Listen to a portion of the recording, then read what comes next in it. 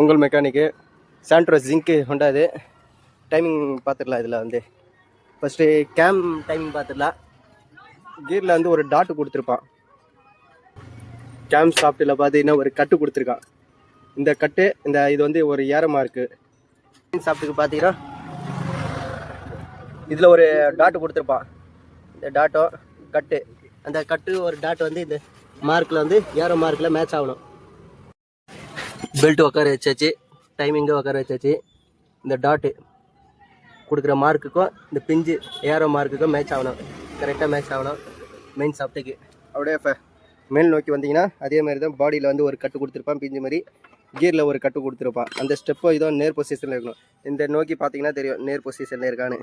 ஒரு அட்லீஸ்ட் 2 வாட்டி சுற்றி பார்த்துக்கணும். அப்போ தான் வந்து செல்ஃப் போடணும். இல்லாட்டினா வந்து மிஸ்ஸிங்கில் இருந்துச்சுன்னா டைமிங் வந்து வால்வு வந்து முட்டிக்கும்.